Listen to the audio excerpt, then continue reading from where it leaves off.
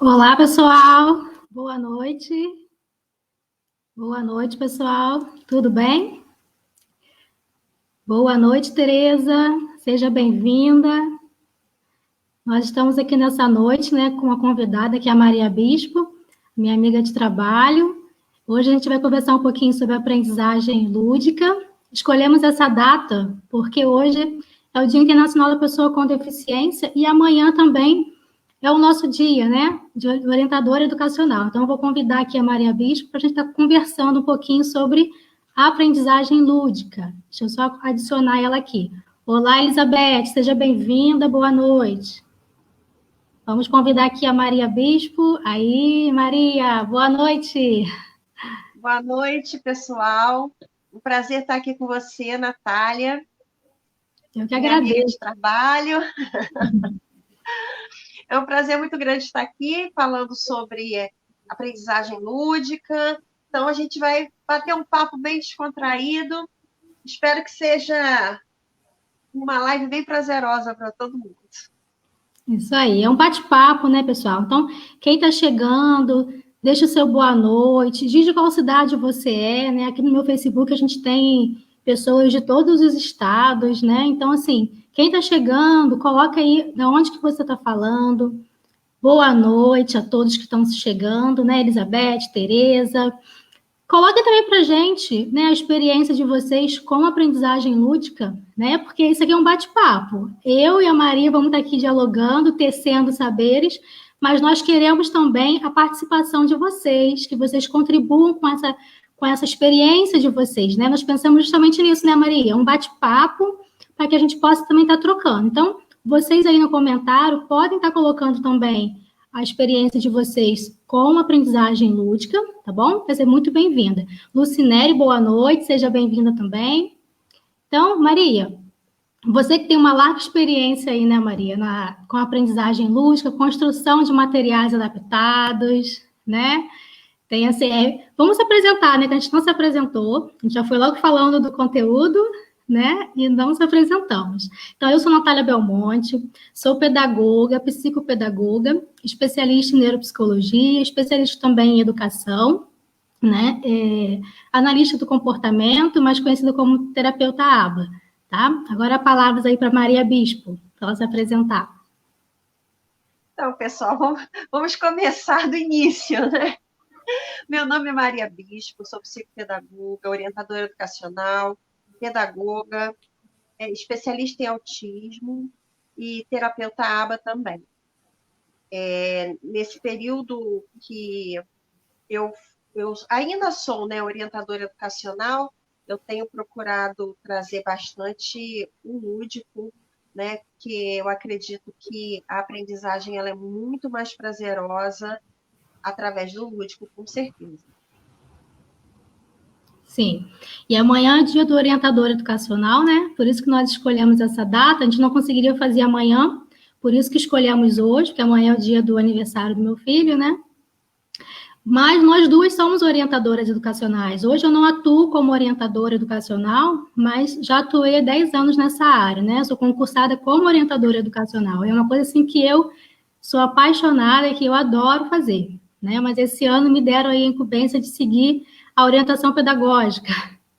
E aí eu assumi essa função, né? Também estou adorando, gosto também, mas a minha praia é a orientação educacional, né? É minha paixão.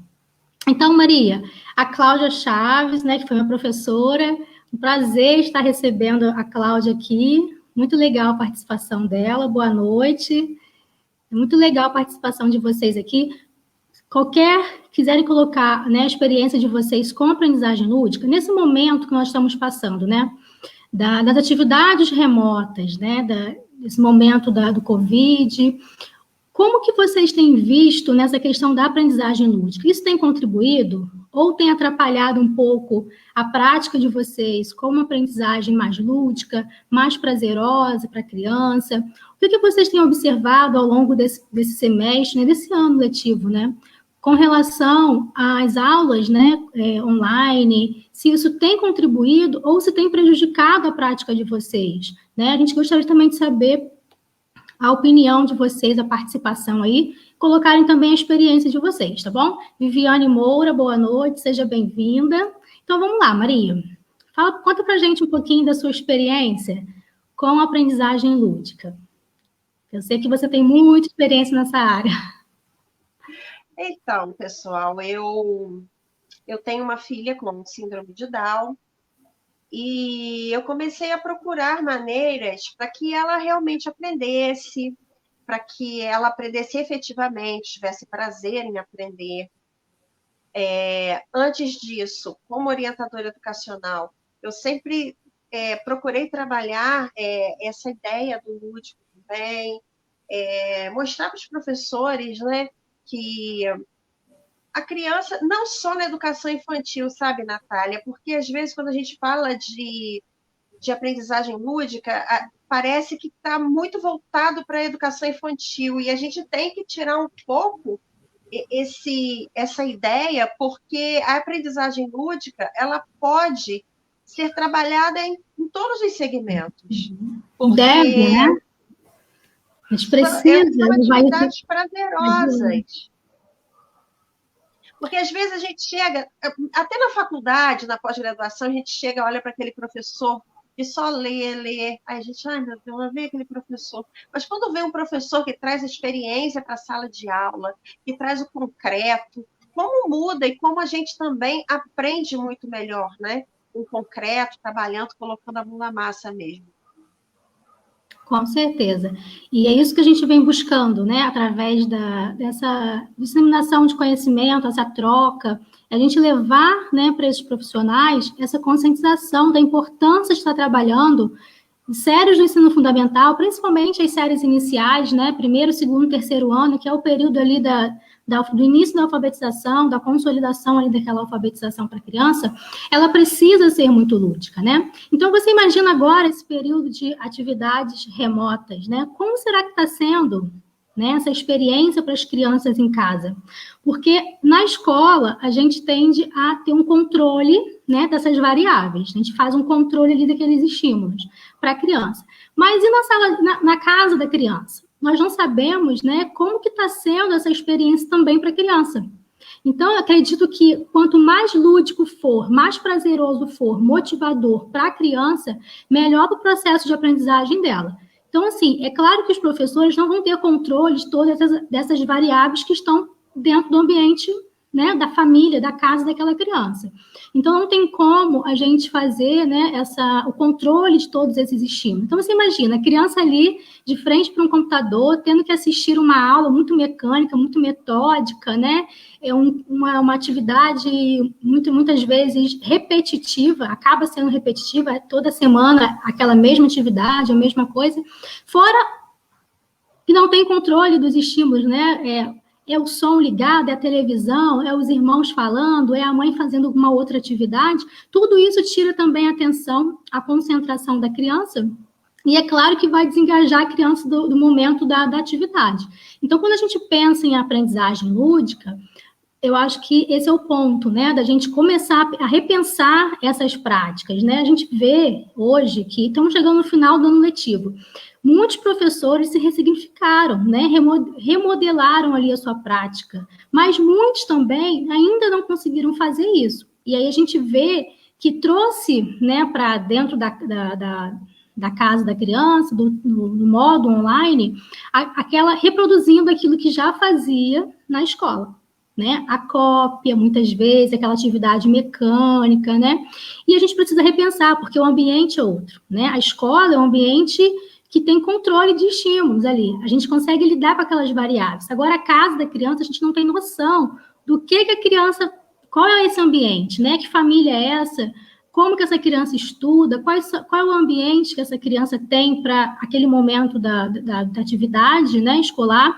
Então, quando a gente pensa em atividades mais lúdicas, é para a gente resgatar e potencializar a aprendizagem dessa criança. E aí, hoje a gente vai falar não só da educação infantil, mas também das séries iniciais, primeiro, segundo, terceiro ano, e se puder ir além, melhor ainda, né? Porque a gente não pode perder essa ludicidade, né? Nós, adultos, também gostamos de brincar. Quando a gente chama um adulto para brincar, é através da brincadeira que a gente percebe todo o comportamento do adulto, né? A questão da sua autorregulação, da sua organização, do planejamento de ações. Então, fala para a gente um pouquinho aí, Maria, como que a gente pode estar trabalhando, né, dando orientação, sugestões aí para os professores. Tem bastante professora aqui chegando. Marcinha, boa noite, seja bem-vinda. Marcinha também é professora, ela trabalha com creche e ela também é super lúdica, adora trabalhar, criar materiais estruturados, é uma excelente professora. Vai lá, Maria. Então, Natália, eu sempre costumei falar para os meus professores que a gente, quanto escola hoje, a gente disputa com todo esse mundo de informatização que tem fora da escola, né? Então, por que a gente não trazer também para dentro da escola toda essa ludicidade dos jogos, as cores, os estímulos? Então, nós precisamos cada vez mais trazer o lúdico para o nosso ambiente escolar. E aí, como que a gente pode fazer isso? Elaborando materiais, pensando na realidade dos alunos que nós temos. Essas aulas remotas, Natália, foi importante você tocar no assunto, que eu vi muito professor se reinventando e mudando muito a prática. Uhum. Eu vejo, assim, professores fazendo aulas muito mais lúdicas. Por quê? Porque se ele continuasse naquele contexto de cópia, de decoreba, não iria chamar a atenção da criança. Então, o que o professor teve que fazer? Se reinventar. E é isso que a gente tem que fazer também na escola. Porque, às vezes, na escola a gente se acomoda porque a gente tem todo esse controle de estímulos, a gente tem todo esse retorno, esse feedback da criança. Mas nas aulas remotas, não. E o que pode prender a atenção do meu aluno numa aula remota? O lúdico. Porque se eu não trabalhar o lúdico, ele vai olhar a irmãzinha que está brincando, ele vai olhar a mãe que está assistindo televisão, ele vai utilizar o próprio celular para jogar, o computador para jogar, e não vai estudar, porque não chama a atenção dele. Então, cada vez mais, a gente tem que trazer a criatividade, porque nós, professores, nós temos muito esse poder nas nossas mãos de criar e recriar. É isso que a gente está fazendo. E é isso que a gente deve fazer também em sala de aula. Quando a gente fala da educação infantil, que eu amo a educação infantil, e eu sei que a educação infantil é a base de todos os estímulos para uma criança, é tudo que ela necessita para uma boa alfabetização, desde que o professor saiba investir nos conhecimentos do aluno.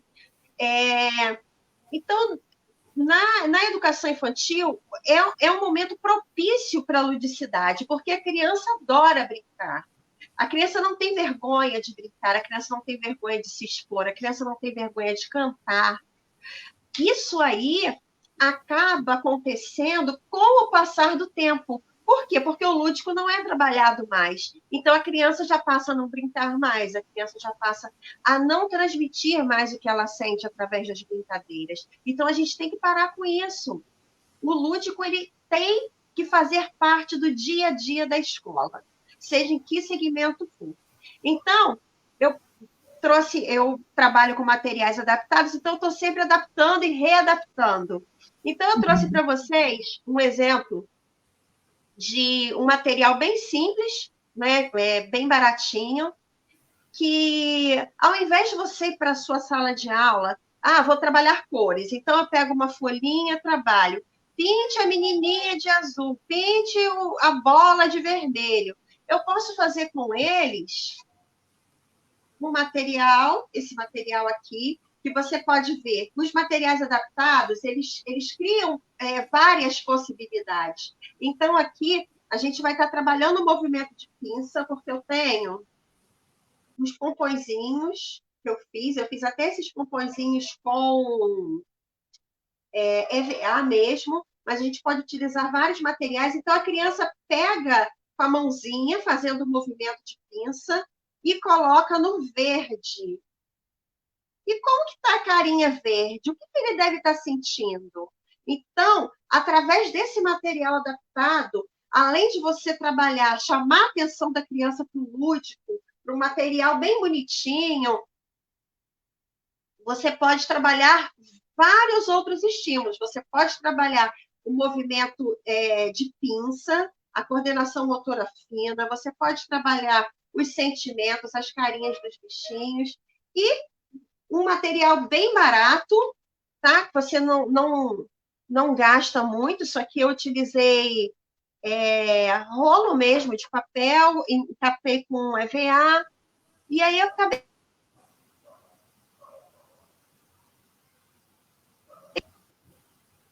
que você vier trazer, qualquer objetivo que você tenha, você pode reinventar, você pode recriar de acordo com a necessidade de cada aluno que você tem em sala de aula.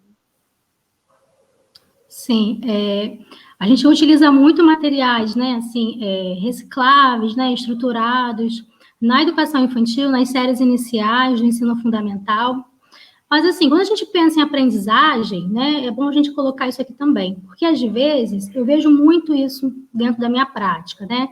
O professor, às vezes, se preocupar com a questão das atividades de motricidade fina, mas naquela etapa que ainda não está propícia para desenvolver essas habilidades, né? Então, por exemplo, quando você traz uma atividade dessa, a gente tem que ter preparado essa criança para esse tipo de atividade, né, de motricidade fina. Então, a gente deve sempre levar em consideração que o desenvolvimento da criança ele vai sempre começar, né, do centro para as extremidades. Então, aqui, ó, a motricidade do dedo, dedal aqui, é fina, porque fina não é só do dedo, que confundem, né? Acham que, às vezes, motricidade fina vai ser só da mãozinha da criança, do movimento de pinça. Não é, a gente trabalha a motricidade fina da língua, né, do olhar da criança. Então, essa habilidade aqui é a última habilidade para ser estimulada. Quando a gente pensa em maturação, né, no desenvolvimento do cérebro dessa criança, a gente tem que levar em consideração e lembrar que esse cérebro ele vai se desenvolver de trás para frente. Tá? Então, quando a gente pensa aqui, ó, de trás para frente, significa que a primeira coisa que a gente deve pensar, observar para a criança, quando ela chega lá na creche, na educação infantil, é tônus muscular, né, a tonicidade dessa criança e a equilibração, o equilíbrio. Então, são as duas primeiras áreas que a gente vai estimular bastante inicialmente com essa criança, porque a motricidade fina, ela vai ser a última habilidade, é como se fosse uma base, né, uma pirâmide. Então, essa base da pirâmide, ela é o tônus muscular, a tonicidade, é o equilíbrio. Então, trabalhar muitas brincadeiras, atividades de equilíbrio dinâmico, equilíbrio estático, muita atividade para trabalhar o tônus muscular dessa criança. A gente vê, né, Márcia, tô vendo Marcinha escrevendo aqui, vou até botar o comentário dela aqui. Maria, a gente vê muitas crianças chegando com uma hipotonia, né? Então, se esse professor não estimular essas brincadeiras lá na educação infantil, para estar fortalecendo a musculatura dessa criança, desse bebezinho, às vezes até os pais falam, ele pulou aquela etapa do engatinhar. Mas ele pulou ou foram as contingências do ambiente que não proporcionaram para aquela criança aquela experiência? Hoje a gente vê as crianças muito mais tempo sentadas do que deitadas, né? As bebezinhas. As mães deixam muito tempo a criança na posição de sentado. E muitas vezes já está com o celular, com algum eletrônico na mão. Então, esse bebê ele fica a maior parte do tempo no seu dia a dia, ali sentadinho no carrinho, no bebê conforto. Então, se não se propicia, né, essa estimulação da criança estar ali deitada no colchonete, no tatame, para que ela possa forçar o seu bracinho, o seu antebraço, fortalecer essa musculatura, para que ela consiga começar ali, né, a fazer o movimento de engatinhar, ser reforçada naquele momento. A criança começou a engatinhar. É que eu costumo dizer, hoje está tudo muito fácil na mão da criança, né? A mãe já coloca o celular ou o tablet bem próximo da criança. Ela não precisa ir buscar aquele estímulo, já está ali para ela, né? Então, quando a criança está deitada no chão, de bruço, e o estímulo que ela se interessou, que ela está motivada para brincar, está um pouquinho distante dela, ela vai começar a fazer movimento para tentar buscar aquele estímulo. Então, isso é você gerar motivação na criança também para poder se movimentar. Então, as contingências do ambiente propiciam esse momento da criança se desenvolver para o engatinhar. E o que a gente vê, muitas crianças estão pulando essa etapa. E é justamente por isso, né? Porque não está tendo essa estimulação, muitas vezes, adequada no ambiente. Né? Então, quando a gente pensa lá na educação infantil, por que a gente precisa falar, então, desse momento de tônus muscular da criança, de equilíbrio? Porque isso é o que vai ativar, né, Maria, a atenção da criança, né? Deixa eu tirar aqui o comentário da Márcia. É o que ativa, então, a atenção, né? Essas áreas atencionais da criança.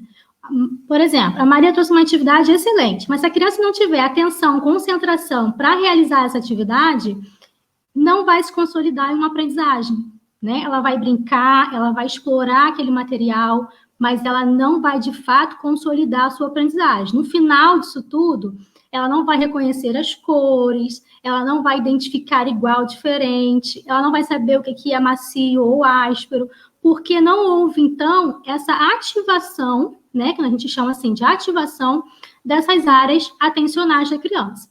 E quando a gente pensa em criança com dificuldade de equilíbrio, baixo tônus muscular, a gente tem também uma atenção rebaixada. Então, quando a gente pensa em criança, né, não é desatenta, mas com dificuldade na concentração ali, na atenção, foco atencional para a atividade, pode começar a estimular equilíbrio da criança, né, atividades com bastante atividades de equilíbrio estático, equilíbrio dinâmico, para ativar, então, essas áreas neuronais aí responsáveis pela atenção da criança. Isso é importante, né, Maria? Isso. A educação infantil, ela é um momento de se trabalhar psicomotricidade. A gente vê tanta preocupação com a folhinha, tanta preocupação com o livro, e esquece de trabalhar todas essas outras áreas que são necessárias. A gente precisa trabalhar a criança no todo. A criança precisa de amplitude de movimentos, ela precisa trabalhar bastante. Por isso que eu utilizo, né, na educação infantil sempre a folha A3, é A3, né, que é a maior, eu sempre confundo. A folha 3, porque tem todo esse movimento amplo que a criança precisa fazer, colocar papel madeira na parede, deixar a criança rabiscar, deixar a criança explorar bastante esse corpo que ela tem, porque a criatividade, ela é toda formada durante esse período, no período da infância. Então, para a criança explorar bastante o local que ela tem, explorar bastante o material que ela tem, você precisa oferecer para ela materiais para que ela consiga explorar. Então, Natália, por isso é que eu falo que os materiais adaptados eles têm que ser estudados de acordo com cada fase, de acordo com a realidade de cada criança, né? Então, estudando, verificando quais são as necessidades que essa criança apresenta, o que a gente precisa trabalhar nessa criança, é que a gente vai, então, criar os materiais adaptados. E a educação infantil, ela é um brincar com objetivos. Nós brincamos sempre na educação infantil com as crianças. Antigamente, tinha a mentalidade de vou deixar meu filho na escola só para brincar. É para brincar, sim, mas brincar com objetivos. O professor sabe o objetivo que ele quer desenvolver ali naquela criança para poder trabalhar brincando, sim, porque a criança, é a maneira que a criança consegue se expressar, através da brincadeira. É a intencionalidade pedagógica, né? Então, não adianta você confeccionar o material, levar o material, se você não tiver um objetivo claro do que você quer com aquele material, né? Então, seria isso, né? Esse professor fazer uma boa avaliação de quais são as necessidades daquela criança, o que precisa ser trabalhado. Primeiramente, né, precisa ser estimulado, porque é claro que vai ter um momento dela usar esse material também para estimular o movimento de pinça, coordenação motora, a percepção visual, né? Qual é a cor igual para que eu possa encaixar a pecinha no cone certo, mas o que antecede isso, né? Então, esse professor tem que ficar atento. O que antecede essa habilidade? Eu preciso trabalhar outras que dentro da minha área, a gente vai chamar que são comportamentos cúspides, né? Que vão servem como uma cadeia para poder desenvolver habilidades mais complexas, como eu coloquei aqui. Se essa criança não tem uma boa tonicidade muscular, né? Não tem força, muitas vezes, para segurar um giz de cera, um lápis. Então, não adianta eu trabalhar essa atividade com a criança primeiro de lápis, porque ela não desenvolveu ainda esse tônus muscular. Então, a gente faz isso com o corpo, né? A gente trabalha toda a questão corporal da criança para depois chegar na mão. A mão é sempre a última, né, habilidade a ser trabalhada. Mas, às vezes, a gente vê algumas escolas, né, as crianças bem pequenininhas, de 2 anos, com livro, usando lápis de ponta, não é o grosso, não é o HB, né, aquele mais fino. Então, assim, são pequenos detalhes, né, que interferem diretamente na aprendizagem. Então, não é porque a criança tem alguma dificuldade, é porque não estão ali potencializando, de fato, de maneira adequada, aquela aprendizagem da criança, né, o cognitivo daquela criança. Então, a gente precisa ficar atento também, né? Boa noite, Tiana. Seja bem-vinda, Suelen, Sabrina. Que bom que vocês estão aqui.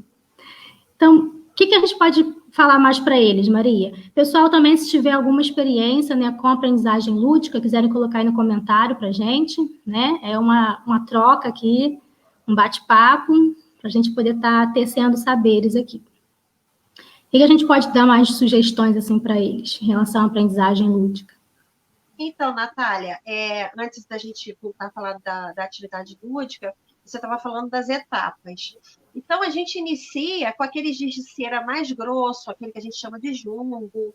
O lápis, para esse início, eu nem recomendo, eu trabalho com filô, trabalho sempre com esses materiais para a criança poder desenvolver realmente esse lado aí do tônus, dessa estrutura toda que ela precisa. Aí depois a gente começa a usar o giz de cera mais fino, começa a usar a canetinha mais fina. Então, é gradualmente que a gente vai trabalhando. E na educação infantil, a gente vai trabalhando também já os precursores de linguagem, para que essa criança ela tenha uma base para ser alfabetizada. Porque se esses precursores de linguagem eles não forem bem estabelecidos, a criança não consegue ser alfabetizada. Aí chega lá na alfabetização, mas não consegue aprender. Mas o que houve? Como é que foi essa base aí da educação infantil dessa criança? Por isso que nós temos que avaliar tudo isso.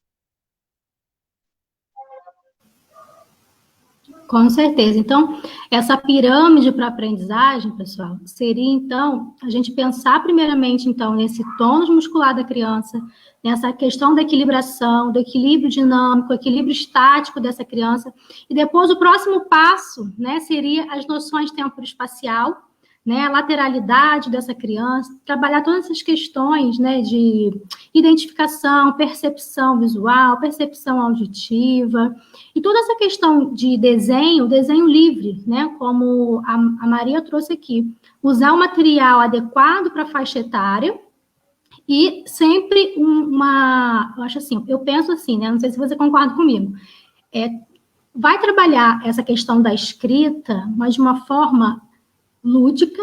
Para ser lúdico, precisa ser sem aquela cobrança, né? Não, você tem que fazer assim, você tem que desenhar isso. Não, então, é a criança que vai criar, né? É a oportunidade da criança se expressar através do papel. Então, eu não vou trazer aquilo pronto, né? Ela não vai pintar o morango, ela vai desenhar o morango do jeitinho dela, do jeito que ela aprendeu, do jeito que ela acha que é o morango, né? A partir daquela percepção que ela tem. Porque a criança, ela tem diferentes percepções, né? Então, a gente precisa entender. O morango da Maria, ela percebeu o morango de uma forma. O João já percebeu o morango de uma outra forma, né? Então, eles não têm que desenhar da maneira como eu percebo aquela fruta, né? Por exemplo. Então, isso também é importante a gente colocar, né? Essa questão da autonomia da criança, que a própria BNCC coloca, né? Da questão da autonomia da criança, ser protagonista dessa aprendizagem. Não está levando as coisas prontas, né? que você tem que desenhar o morango. Não, você pode desenhar qualquer fruta, né? Vamos dizer assim. E do seu jeito, né? Não tem que ser igual o meu morango. Que a gente vê isso, né? O professor bota um modelo no quadro. Bota lá o desenho do morango, vocês vão desenhar o morango. Olha aqui como é que é o morango. Aí desenha lá o morango no quadro para que as crianças copiem do jeito do professor. Isso limita a criatividade, limita, né, essa imaginação da criança, né? Fala um pouquinho para a gente aí, Maria. Completa aí. E frustra também a criança, né? Por isso que eu falo para as minhas professoras para não deixarem a sala de aula com aqueles bonequinhos. É lindo, fica muito bonitinho, mas não é a realidade da criança. Ela vai chegar ali, ela não consegue reproduzir aqueles bonecos lindos que estão na parede. Então, como é que a gente vai motivar essa criança? Vamos colocar os desenhos deles mesmo, da forma com que eles compreendem o que você falou. O meu morango não é igual ao seu morango, mas eu tenho que ser respeitada, eu não tenho que fazer igual a você, porque eu sou uma pessoa que tenho outras habilidades, que eu tenho outros estímulos, que eu vejo de uma forma diferente. Então, eu fui criada no âmbito familiar, entendendo o mundo de uma forma, outra criança foi entendendo de outra. Algumas crianças, elas têm bastante estímulo dos pais, outras crianças nem tanto. Então, você não vai chegar, mas esse morango não é assim, vai lá e apaga. Não, você está acabando com a criatividade da criança, você está frustrando a criança. Então, manter um ambiente que ele se sinta capaz de realmente intervir, de entrar nesse ambiente, é muito importante. Você, quando coloca os desenhos expostos deles em sala de aula, é muito mais proveitoso do que quando você coloca aqueles bichinhos bonitinhos que, no momento, eles não vão conseguir reproduzir. E, Natália, o que é legal também é que quando a gente trabalha bem mesmo na educação infantil, a gente dá essa oportunidade da criança ser criativa, da criança trazer o mundo dela para dentro da escola também, a possibilidade dela criar, dela recriar, dela mostrar o que ela sabe e ser respeitada quanto a isso, é importantíssimo. Por quê? A escrita, ela vai fluir normalmente, naturalmente, e é muito lindo. Quando, de repente, a criança está produzindo ali e ela está na fase das garatujas, daqui a pouco ela começa a produzir os círculos, daqui a pouco ela já começa a dar formas àquilo ali que ela desenhou, e dali ela vai percebendo as formas das letras e vai fluindo naturalmente. É muito lindo. É muito gratificante quando você vê esse processo natural acontecendo. Não foi nada forçado. Uhum. Na minha época, Natália, eu era muito cobrada, muito. Eu me cobrava muito, os meus pais também cobravam muito de mim, e a escola também cobrava muito de mim. Então, às vezes, eu hoje percebo que eu não tinha maturidade para determinadas coisas. E quando eu entrei na escola, eu não fiz educação infantil. Então, eu tenho um problema de coordenação motora incrível. Eu vou recortar, eu recorto torto. A educação infantil me fez muita falta, a base me fez muita falta. Essa cobrança, não, tem que aprender a ler. Foi muito grande na minha vida. Então, eu acabei não sendo uma criança tão criativa. E aí, a partir dos estudos, a partir de tudo que eu fui aprendendo com a vida, eu fui percebendo que me faltava criatividade, me faltava esse toque de criança que realmente eu não tive. E a gente acaba amadurecendo muito rápido, e isso é ruim. Sabe? É ruim porque você não vê, você passa a ver a vida de uma outra forma, sempre cobrando dos outros. E aí, depois que a Maria Clara veio, que eu percebo que a aprendizagem dela é totalmente diferente, eu passei a entender que a gente não deve cobrar tanto, a gente não deve cobrar tanto da criança. A gente tem que respeitar o tempo dela e deixar fluir. Vocês vão ver que vocês, respeitando o tempo dos alunos de vocês, sempre com as intervenções que são necessárias, necessárias, você sabendo que você está fazendo as intervenções que a criança realmente precisa, você vai ver que vai fluir naturalmente. Quando a criança chegar lá na alfabetização, ela já vai estar sabendo escrever. E aí depois vem o processo da letra cursiva também, que é um processo bem difícil para a criança. A escrita dela tem que, a coordenação motora dela tem que estar bem preparada, porque não adianta você pedir para que ela vá para a letra cursiva se ela não passou por todos os processos. Então, existe essa forçação de barra, né? Não tem que escrever com letra cursiva, mas, poxa, vamos respeitar o momento. O que ele precisa aprender antes de fazer a letra cursiva? Né? Então, a gente tem que ter esse olhar.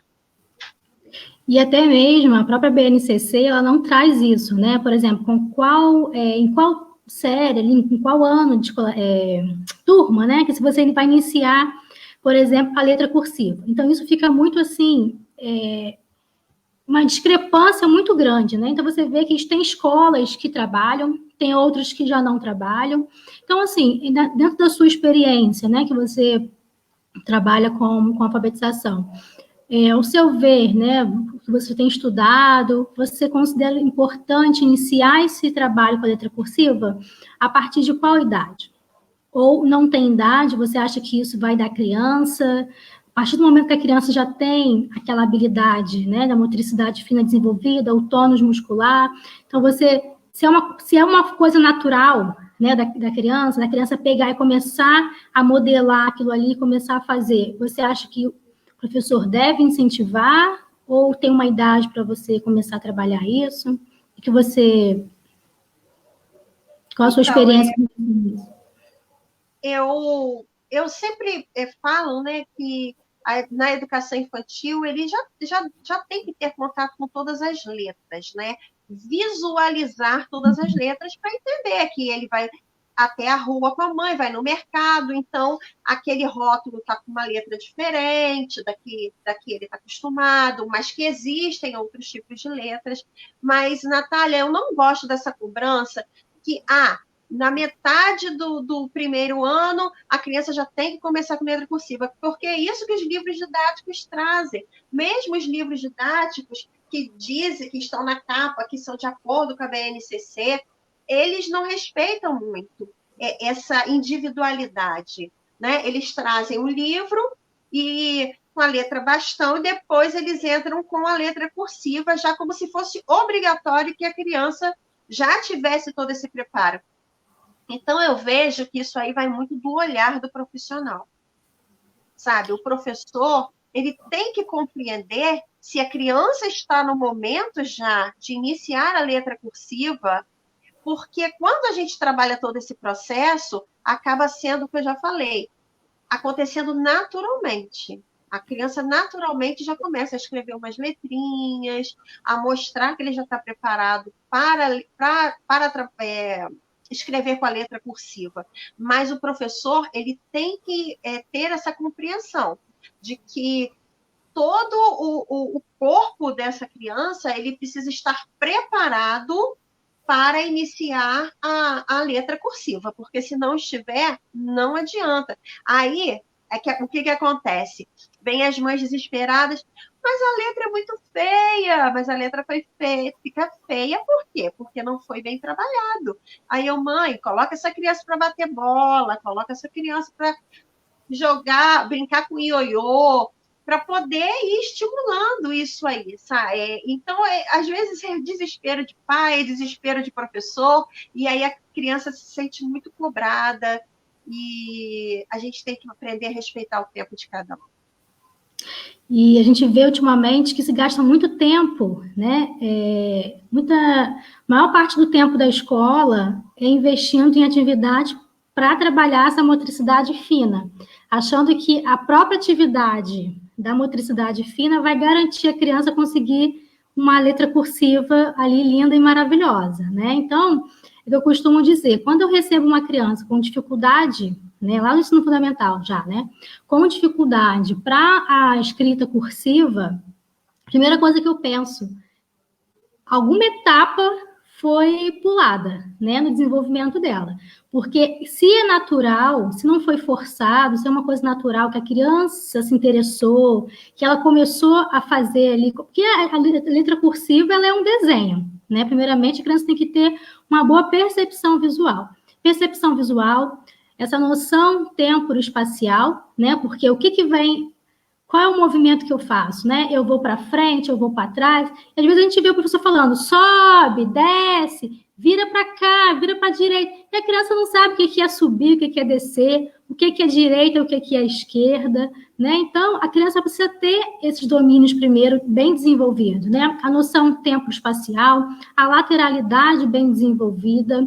Muitas vezes a gente vê criança com dificuldade nessa questão da percepção, né, da letra, de trocar as letras por conta de uma lateralidade que não foi muito bem estimulada, com atividades adequadas, e tudo isso vai refletir lá no processo de leitura e de escrita, no processo da criança iniciar a letra cursiva, ela começa a trocar as letras, escreve espelhado, né, porque foram etapas que foram avançadas sem perceber o que precisava trabalhar com aquela criança, né. Então, quando a criança chega com essa dificuldade, a primeira coisa que eu vou tentar investigar é onde que pulou uma etapa que não foi bem trabalhada, né? Então, se você gasta muito tempo trabalhando a dificuldade da criança, você frustra a criança. Ah, ele tem letra ruim, vamos trabalhar a caligrafia. Não vai adiantar, porque você está reforçando uma dificuldade da criança. Então, a letra da criança é ruim, vamos dar para ela copiar tantas vezes a letrinha tal, bota ela para copiar. Não vai adiantar. Você está mostrando para a criança que ela não é capaz de fazer aquilo ali agora. Então, você tem que entender qual foi a etapa que foi pulada e começar a estimular aquilo que ela já sabe fazer, mais ou menos, né? Que ela faz ali de forma intermitente, tipo, hora ela faz, hora ela não faz. Mas se você ficar gastando muito tempo da sua ali, intervenção, da sua aula, com aquilo que a criança tem muita dificuldade de fazer, ela vai se esquivar de você, ela vai apresentar comportamentos inadequados, porque ela sabe que ela ainda não consegue fazer aquilo, né? E você vai ficar insistindo numa habilidade ali que ela não tem domínio ainda. Então, a gente tem que retroceder um pouquinho, voltar e ver aonde que está a falha, né? Onde que passou muito rápido e não foi bem estimulado nessa criança. E eu costumo dizer assim, que o professor de alfabetização, né, do primeiro ano, ele deveria, assim, ser super valorizado, porque ele pega cada situação. Eu tenho, assim, às vezes, eu já trabalhei com alfabetização, né, e trabalhei muitos anos com o pré-escolar. Então, eu sempre falava assim, meus alunos do pré-escolar estão maravilhosos, porque eu estimulei tudo que podia estimular, o que cada um poderia, né, ali avançar. E você tem uma turma de primeiro ano excelente. Segue com eles, entendeu? Porque assim, eu sempre pensei nisso. Em estimular o que realmente a criança precisa ser estimulada. Né? Então, assim, o João precisa de uma coisa, a Maria precisa de outra. E como você falou, o livro didático, né? Como se chegasse no metade do semestre, todo mundo estivesse pronto para a letra cursiva. Né? Se esse desenvolvimento, ele é idiosincrático, ele é único. Cada criança vai se desenvolver no seu tempo ali. Então, não tem como a gente pensar dessa forma, né? Inicia a letra cursiva de agosto para dezembro, por exemplo. Não tem como, porque vai ter muita criança que não está preparada para isso, né? Ou então, inicia a letra cursiva no pré-2. Aí bombardeia crianças de letra cursiva no pré-2 de escrita, né? Porque eu acho que a visualização, na minha concepção, eu trabalho desde a creche, desde o momento que você apresenta a letra para a criança, tudo que é visual, de percepção, a criança tem contato com essa escrita, né, de forma muito lúdica, com brincadeiras, com jogos, com material visual na sala, o próprio nomezinho da criança, né. Agora, a escrita, a gente não vai cobrar isso, né, na creche, e na educação infantil é através de uma escrita espontânea, né, não é uma escrita forçada, mas a gente vê muitas escolas, tal série já começa a estimular a letra cursiva e as crianças ficam ali desesperadas que não conseguem fazer aquilo, né? Então, assim, frustra a criança também. E parece que a criança se sente assim, nossa, acabou a brincadeira, né? Agora, ano que vem eu vou para o primeiro ano, meu Deus, o que será de mim? A criança deve pensar isso. Meu Deus, o que vem... Se aqui na educação infantil já está desse jeito, imagina o que vai acontecer comigo lá no primeiro ano. A criança já chega cheia de medos, né? Cheia de ansiedade, cheia de... se sentindo incapaz, muitas vezes, né? Então, esse trabalho do professor no início do ano, também no primeiro ano, às vezes é muito importante. Você parar, avaliar as crianças, como que elas estão. Porque a motivação é tudo, gente. A motivação é tudo. Se a criança não estiver motivada, se sentindo insegura, incapaz, bloqueia todo o processo de aprendizagem. Você vai ficar o ano inteiro trazendo aí vários materiais legais, estruturados, mas a criança não vai desenvolver, né? Porque bloqueou. Isso é importante, né, a gente falar. Você falou a respeito da escrita espontânea, Natália, e é muito importante trabalhar a escrita espontânea com a criança. Algumas crianças, elas até apresentam certa resistência para fazer a escrita espontânea. Mas por quê? Porque essa criança, ela não foi motivada, a criatividade dela também não foi motivada, então ela se acha sempre incapaz, então a escrita espontânea não vai funcionar. E é muito importante trabalhar essa espontaneidade da criança. Você vai, através dos sonzinhos das palavras, você vai construindo com ela toda essa escrita. E aí, o que você falou também a respeito da criança lá no primeiro ano, que começa a se esquivar das atividades, é aquela criança que ela se esquiva, o professor não entende por quê, porque não fez uma avaliação antes com a criança, não verificou como que está o andamento da aprendizagem dessa criança, e ela apresenta a esquiva, começa a ir para a mesinha do amigo, começa a conversar, porque aquilo ali não está sendo significativo para ela. E também ela não está conseguindo dar o retorno que o professor está pedindo. E aí é aquela criança, olha, eu acho que é hiperativo, porque não para, não senta, e aí começa, tem que procurar um neuro, e aí daqui a pouco o neuro vai, medica, e a criança vai ser medicada sem necessidade nenhuma, por falta de uma avaliação adequada que não foi feita quando a criança ainda estava durante todo esse período de aprendizagem, de consolidação da aprendizagem. E geralmente é isso que você falou, né? A criança que tem muita dificuldade, ela tenta se sobressair de alguma forma na sala, né? Porque, tipo assim, não, eu tenho que chamar atenção de alguma forma aqui. E aí entra esses comportamentos, né, inadequados para chamar atenção muitas vezes, porque se ela não está se sobressaindo por conta ali da aprendizagem dela, ela vai tentar chamar atenção de uma outra forma. Então, ela quer ser o centro das atenções de uma outra forma. Até mesmo para camuflar ali a dificuldade que ela tem, né? Então, ela rejeita fazer atividade, começa a fazer comportamentos ali muitas vezes inadequados, para chamar a atenção dos colegas, do professor e tirar o foco da dificuldade de aprendizagem dela, né? Aqui a Rita botou uma pergunta para a gente, Maria, tem um aluno no quarto ano que não sabe usar letra cursiva. Eu deixo usar a caixa alta. Estou agindo certo? O que você acha? Então, eu acho que você não deve pressionar esse aluno, mesmo ele estando no quarto ano, mas você tem que verificar os antecedentes desse aluno.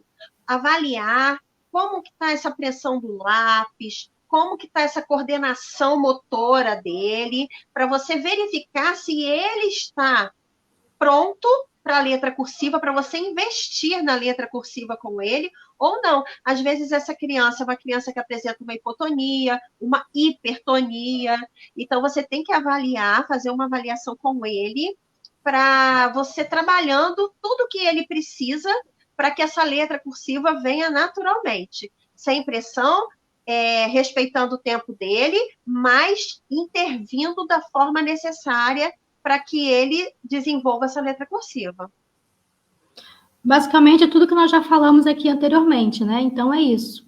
É você avaliar como que está essa tonicidade da criança, porque se essa dificuldade da escrita, ela pode estar relacionada à questão perceptível também, né? Da percepção. Então, tudo isso tem que ser avaliado, né? E, como eu falei, não trabalhar na dificuldade. Se você der atividade com letra cursiva, achando que ele tem que treinar aquilo ali, Porque ele vai aprender treinando a letra cursiva, ele vai se esquivar, ele vai apresentar comportamentos de fuga e esquiva. Então, você tem que investigar qual foi a falha ali da aprendizagem anteriormente e começar a estimular isso, porque a letra cursiva, ela é importante. Muitos pesquisadores colocam que não se deve mais forçar a criança, forçar que eu digo assim, né, é apresentar, exigir ali naquele processo da escola a letra cursiva, que o processo da alfabetização não precisa trabalhar a letra cursiva com a criança, mas já tem estudos, né, dentro da neurociência que mostra que a letra cursiva é extremamente importante para o cérebro, porque a letra cursiva é ela que vai garantir a continuidade do pensamento. Quando a gente trabalha com a letra bastão, quando a gente escreve com a letra bastão, a letra bastão ela não dá continuidade, né, não é aquele movimento que você dá continuidade na escrita. Você vai parando. E com isso você vai parando também o seu pensamento. E a letra cursiva, ela trabalha justamente isso, essa continuidade do pensamento. Então, trabalhar com a letra cursiva é importante, sim. Eu considero importante, mas não dessa forma, né? Tem que aprender esse ano. Não. A criança tem que fazer, em 6 meses ele tem que aprender. Não é agora que ele tem que aprender, não. Cada criança vai mostrar para a gente se ela está pronta ou não para iniciar ali com a letra cursiva, tá? Isso é importante, né? Com relação ao uso do caderno de caligrafia, né? Qual a opinião de vocês em relação ao uso do caderno de caligrafia? Eu acho que é o que a gente já falou aqui, né? Em relação a não forçar a criança, não dar ênfase na dificuldade, né? Se é a letra cursiva que ela está com dificuldade, é você avaliar, então, investigar o porquê dessa defasagem, por que ele não está conseguindo escrever com a letra cursiva. Então, você treinar ali o caderno não vai adiantar nada, tá? Então, assim, muitas escolas já nem utilizam mais, né, o caderno de caligrafia. Você precisa primeiro entender aonde está a dificuldade da criança, né? O porquê que ele não consegue escrever com a letra cursiva. São habilidades que ficaram pouco estimuladas, né? Lá anteriormente, né? Habilidades, muitas vezes, de coordenação motora ampla, porque às vezes a gente pensa assim, letra cursiva é só movimento de segurar o lápis. Não. Primeiro você tem que trabalhar todo o corpo dessa criança, como nós já falamos, né? Tônus, equilíbrio, percepções, percepção visual, percepção auditiva também, que parece que não, quanto mais você estimula essas habilidades de percepção auditiva da criança, você também está estimulando a visual. Tudo isso interfere diretamente no processo ali da aprendizagem da criança. Então, é importante também. Então, você fazer uma boa ali avaliação, né, para saber o que ficou em defasagem, né. Acho que essa criança aqui é a mesma, né, do 4º ano.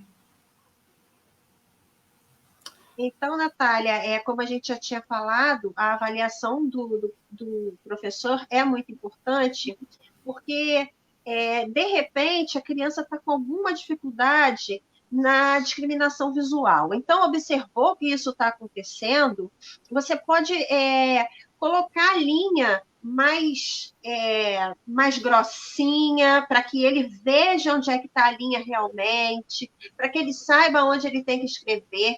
Em alguns casos, até o caderno de pauta verde, que o caderno de pauta verde ele delimita aquele local ali para facilitar a visualização. Então, você tem que ver se realmente ele está com dificuldade na coordenação motora, se ele tem dificuldade na parte psicomotora, se ele está com dificuldade nessa distinção visual para ele verificar, onde é que está a linha, onde é que eu tenho que escrever. Então, você pode ir criando algumas formas para você auxiliar esse aluno. Agora, caderno de caligrafia, em hipótese alguma, eu recomendo, porque foi o que a Natália falou, quando a criança percebe que a demanda está muito maior do que ela pode te oferecer, ela começa a ter comportamentos inadequados e essa letra não vai ficar uma letra bonita, porque ela está dando o máximo dela ali, mas não está conseguindo o retorno que todos esperavam. Então, o que a gente tem que fazer é respeitar, motivar, mesmo que a letrinha não esteja ainda lá, aquelas coisas, mas, puxa, você conseguiu, que bom, porque a gente sabe que ele está se esforçando ao máximo. É o que eu sempre falo, né? Ninguém vai mal em alguma função porque quer. Sempre tem um histórico, sempre tem algo que a gente precisa observar nessa criança, que a gente precisa compreender na vida dessa criança, porque houve uma falha. Alguma etapa foi queimada. Então, eu preciso voltar para essa etapa, trabalhar bem, para que ela realmente consiga fazer o melhor dela. Então, foi o que a Rita colocou aqui para complementar aquela pergunta, né?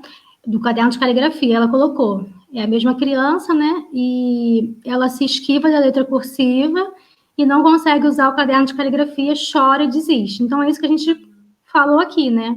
Você só está reforçando aquilo que ela não consegue fazer. Você está mostrando para ela assim, olha, você não é capaz de fazer. Estou te mostrando aqui. Então, você está reforçando aquilo que não é para ser reforçado. Né? Porque a criança vai cada vez mais apresentar comportamentos de fuga e de esquiva ali. Então, você tem que parar e analisar e tentar trazer estratégias, atividades, para tentar entender, então, por que ela não consegue fazer letra cursiva. Né? Então, por isso que a gente fala da aprendizagem lúdica, né? Porque lá na cópia do quadro, você não vai conseguir fazer isso. Se aquele professor tradicional, né, metódico, só traz cópia do quadro, cópia do quadro, cópia do quadro, você não vai conseguir. Você só está reforçando para a criança, olha, você não está conseguindo fazer. Mesmo que ele copie com a letra bastão, você está mostrando para aquela criança que ele não é capaz de fazer aquela cópia. Da maneira, porque o seu modelo no quadro é com a letra cursiva.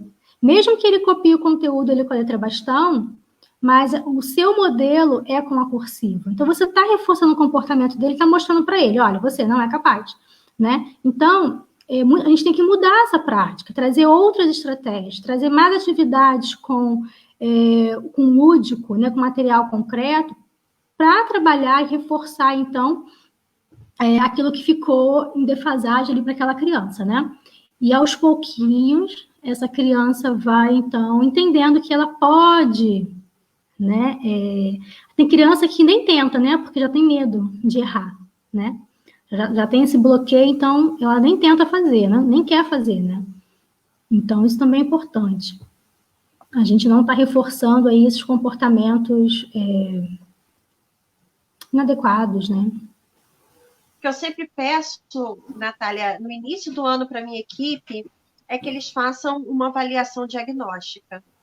Então, eu dou um tempinho para que eles não comecem logo com o conteúdo da série, mas que façam uma avaliação diagnóstica, que percebam cada aluno, façam um relatório para a gente poder discutir caso. Então, essa avaliação diagnóstica é hiper importante. E eu, assim, recomendo para todos os professores terem em mente essa necessidade de se fazer uma avaliação diagnóstica para perceber quais são as dificuldades da criança, não para rotular, não sabe fazer. Não, não é isso. É para você saber onde você tem que intervir para que essa criança efetivamente aprenda. Sim. Aí a Marcinha está trazendo aqui para a gente, ó. Será que um autista de nível 2 ou 3 reconhece a letra cursiva? Então, é o que a gente falou, né? Desde a educação infantil, se você apresentar ali para a criança, né, as contingências de reforçamento ali naquele ambiente, tem ali as 4 tipos de letras para aquela criança, qualquer criança tem potencial de aprender, desde que os estímulos estejam adequados, né? Agora, se é uma criança que vamos supor, né, passou por toda a educação infantil, ensino fundamental, vamos supor que essa criança esteja lá no 3º ano, por exemplo. Aí agora você vai apresentar a letra cursiva. Ela ficou 6, 7 anos da vida dela só com a letra bastão, achando que só existia a letra bastão no mundo. E agora, do nada, você quer dizer para ela que o A também tem mais 3 tipos de letra A, que não é só mais aquela bastão caixa alta, vai confundir um pouco a cabeça da criança, né? Mas assim, não é impossível. Mas é claro que você já perdeu o potencial de aprendizagem para essa criança. Já perdeu, porque é na educação infantil que a gente deve apresentar, né, os 4 tipos de letra, justamente por questão da neuroplasticidade. Quanto mais estímulos adequados a criança tiver nesse período da educação infantil, a gente potencializa a aprendizagem. No caso, falando aqui das crianças com algum tipo de transtorno, deficiência, né? Então, a gente deve estimular bem precocemente, né? Ainda mais que os autistas, eles são extremamente visuais. Então, é importante trabalhar, mostrar que existem outros tipos de letra, mesmo que não se cobre no momento, mesmo que ele não esteja pronto no momento para escrever esse tipo de letra, mas ele precisa saber que existem outras letras, outros tipos de letra. No dia a dia dele, ele vai ter contato com outros tipos de letra, e aí não vai reconhecer. Então, a gente trabalhando bastante o visual, esse estímulo em sala de aula, mostrando as letras de uma forma lúdica, com certeza eles vão chegar num momento em que eles vão reconhecer, eles vão compreender que existe uma diferença de uma letra para outra. Sim. E aqui, para a gente complementar, a Elizabeth trouxe assim, ó, a minha letra era medonha, né? Não gostava da cursiva. Mas de tanto caligrafia, né, no famoso precisar fazer, todos estavam fazendo e isso era ruim. Então, assim, eu trago uma experiência também, porque a minha letra, ela era deitadinha, assim, rabiscada. Já adulta, né, trabalhando em escola. Quando eu comecei a trabalhar com alfabetização, eu tive que modificar, né? Eu tive que aprender a forma de escrever de forma redondinha, aquele movimento certinho, para poder ensinar as crianças corretamente o movimento da letra e fazer, não ia deixar tudo rabiscado, né? Deitadinho, porque as crianças não iam compreender. Isso me trouxe muitos prejuízos, porque hoje eu tenho um cisto sinovial, eu tenho tendinite, por forçar uma escrita que eu já não estava mais pronta para aquilo ali. Entendeu? Então, assim, às vezes a criança também sente dor. Eu sentia muita dor. Tanto que eu tive que parar de trabalhar com o primeiro ano por conta disso. Porque eu sentia muita dor no braço, minha mão ficava inchada. E a criança também é a mesma coisa. Ela ficou 6, 7 anos trabalhando com um movimento de escrita. Aí, do nada, você quer agora que ela comece a fazer um outro movimento de letra, você está forçando essa musculatura que não está preparada para aquilo ali. A gente trabalha, tem muitas pesquisas que mostram que a letra não, que a gente estimula a escrita da criança desde lá do bebezinho. Aquela criança que engatinhou, ela tem força, ela tem uma musculatura forte, preparada lá para o processo de escrita dessa criança, porque foi bem tonificado, né, esse antebraço da criança. Então, parece que não, mas todas essas etapas que a criança passa do desenvolvimento, está ali preparando essa criança também lá para frente para o processo de escrita dela, né? Também de leitura, que se for as questões de perceptuais, né? Tudo isso tem a ver, né? Então, assim, não é do nada agora você querer que a criança modifique a letra e comece a escrever, porque você vai trazer prejuízos para ela, né? Se não for de autoestima, você vai trazer prejuízo, como eu tive aqui no caso, como exemplo que eu dei, né? De dor no braço, né? Tudo isso acontece sim, as crianças reclamam, né? Tia, tá doendo, tia, não consigo, meu braço tá doendo, e é verdade, dói mesmo, né? Dói mesmo. E quando cada etapa ela é bem trabalhada, foi o que eu já tinha falado, quando cada etapa ela é bem trabalhada, o processo ele vai fluir naturalmente. Quando vocês menos esperarem, tá lá Joaninha escrevendo, fazendo a escrita dela, né, do jeitinho dela, a escrita espontânea, já com sentido. Então, o processo é muito lindo e quando tem uma boa base, quando as etapas não forem puladas, tem um resultado excelente. Engraçado, Natália, que tem pais que falam com orgulho, né? E fulaninho nem engatinhou, já andou direto, né? E aí a gente explicar por que é importante, né, o engatinhar, passar por todas as etapas que deveria passar mesmo. Então, é aquilo que a gente fala, respeitar o momento de cada um, respeitar as etapas, isso aí é fundamental. E a Maria Solange traz a contribuição dela, que ela põe assim, é muito importante reforçar cada conquista da criança, né? para que cada vez mais ela consiga capaz. E é verdade, porque às vezes a gente quer que a criança tenha aquele comportamento alvo, né, final, aquele movimento correto, mas às vezes a criança está tentando fazer, conforme você vai fazendo reforço, né, fazendo reforço ali, aproximações sucessivas daquele comportamento, você vai ganhando mais engajamento da criança, mais motivação para a criança, para que ela consiga fazer. Então, essa questão de reforçar cada conquista da criança, isso é importantíssimo, né? A gente não pode esquecer disso. Foi importante que você colocou aí, Maria Solange, pelo seguinte, a gente, quando tem um filho com algum tipo de deficiência, a gente aprende o valor de cada passo. A minha filha, ela está com 10 anos, ela fez a letrinha M do nome dela. E, nossa, eu tirei foto, eu postei no Face. Isso aí, para algumas pessoas, pode. Só fez a letra M? O que é isso para uma criança de 10 anos? Para mim é muita coisa. Então, ela é elogiada, ela é incentivada, motivada a continuar sempre. Então, eu vejo que a Maria ela não desiste. Ela está sempre procurando, insistindo no que ela quer realmente aprender, e eu respeito os momentos dela e elogio muito, muito, muito mesmo. Então, eu acho que essa motivação é de extrema importância para a autoestima da criança, para que a criança ela se sinta à vontade de realmente fazer as tentativas que são necessárias. Com certeza. Então, pessoal, nós estamos chegando no nosso final, né? Já deu 1 hora já de conversa, de bate-papo. Eu acho que foi bem proveitoso, né? A gente conseguiu esclarecer bastante, trocar, né? Tecemos bastante saberes aqui, né? A gente quer, né, Maria, parabenizar os orientadores educacionais, né? Que amanhã é o nosso dia, né? Esses profissionais que estão aí na luta, que desenvolvem um excelente trabalho, que sem eles na escola, esse processo de aprendizagem, né?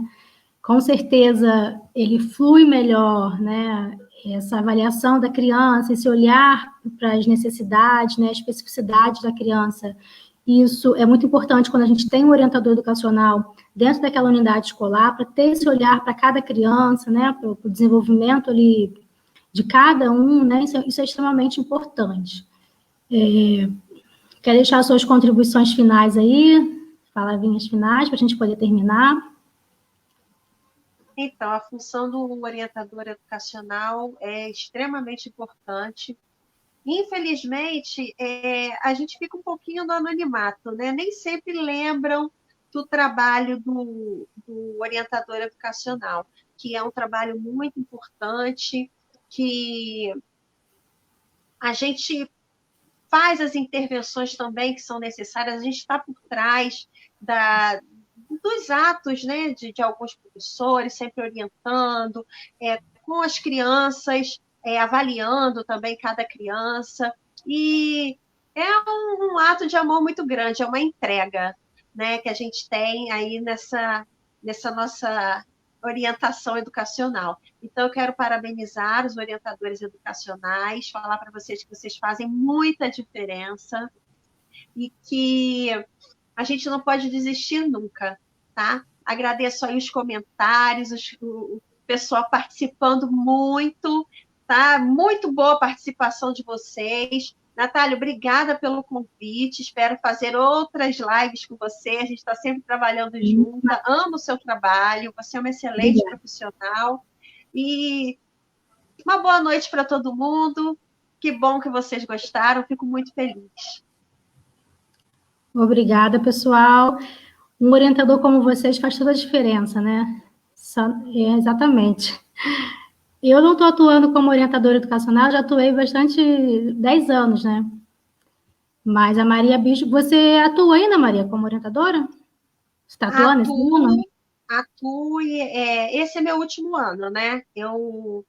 Às vezes a gente precisa encerrar ciclos e eu acho que eu contribuí da forma que eu pude, né, na escola. Acho que está no momento agora de eu me dedicar mais ao consultório, mais às palestras. Mas na veia corre sangue de orientador educacional, não adianta. É verdade. E até de professor, né? Porque a gente sai da sala de aula, mas a gente continua com esse espírito, com essa energia de professor, né? A gente não perde isso, né? Nossa essência, né? É que eu costumo dizer, tem pessoas que se formam na faculdade, mas nunca serão professores, né? E tem aqueles que já entram na faculdade sendo professores, né? Porque é a essência da pessoa, né? Não tem jeito. Então, pessoal, olha, muito obrigada pela participação de vocês. Maria, muitos elogios aqui, todo mundo gostando da live. Eu também adorei, obrigada, tá? Vamos fazer outras com certeza, porque foi bem legal esse bate-papo.